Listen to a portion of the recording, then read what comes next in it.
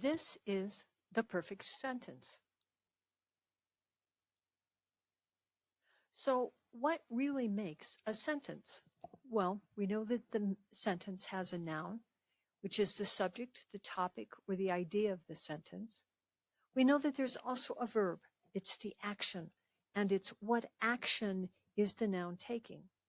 And we also have something called the direct object. And the direct object is what the noun is doing. Our example is Joe went store.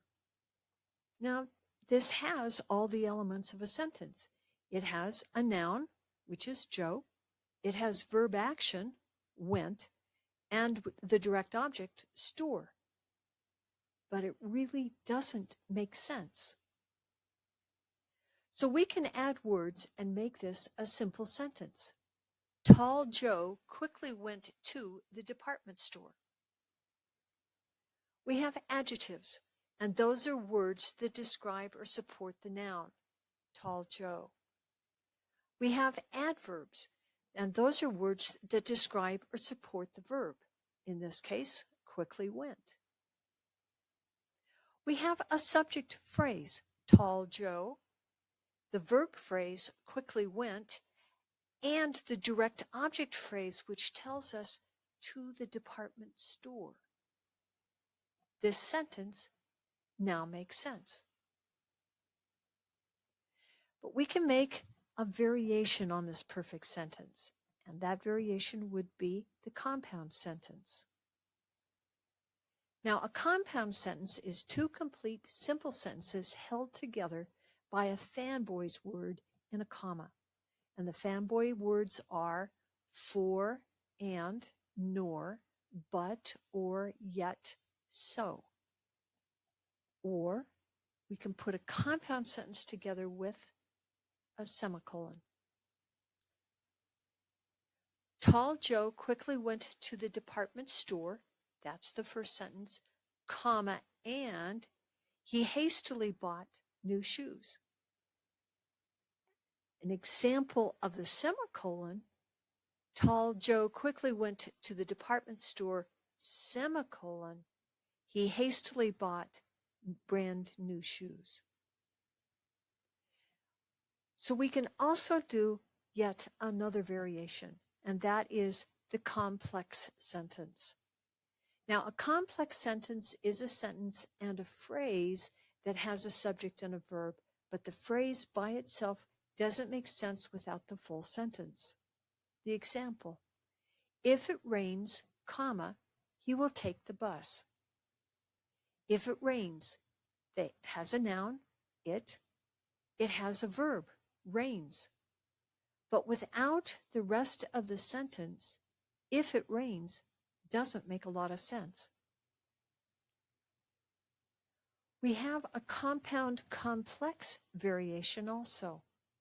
And a compound complex variation is two compound sentences with at least one complex sentence held together with a fanboy and a comma or a semicolon. If it rains, comma, Joe will take the bus, comma, but if it snows, comma, he will take a cab. If it rains, comma, Joe will take the bus. That's the first sentence. Note the semicolon.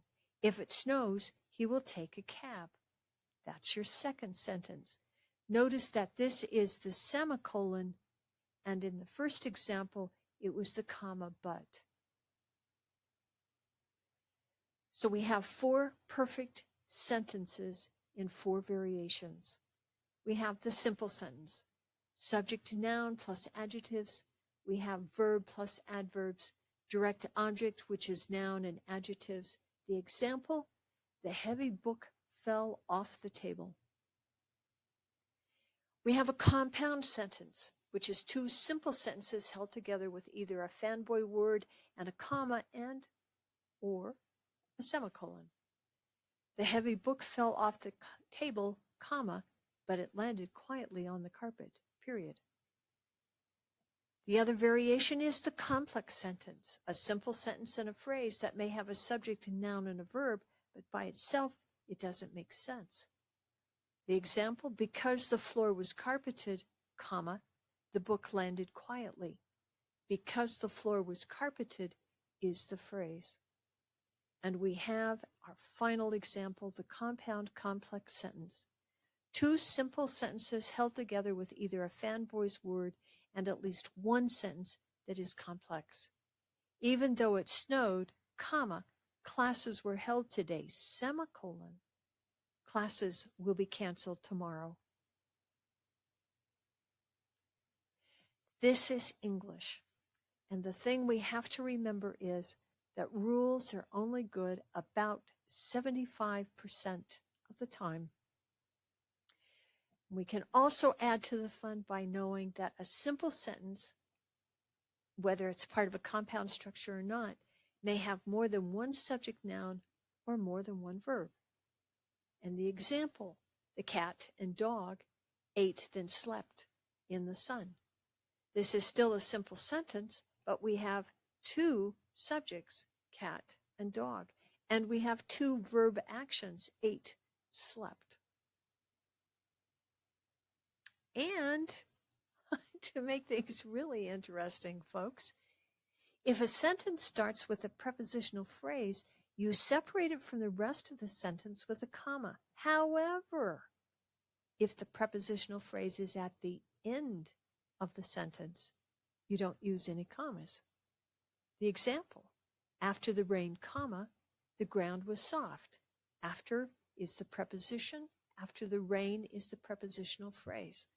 But if I put the prepositional phrase at the end of the sentence, the ground was soft after the rain. Note, there is no comma. 4 perfect sentences.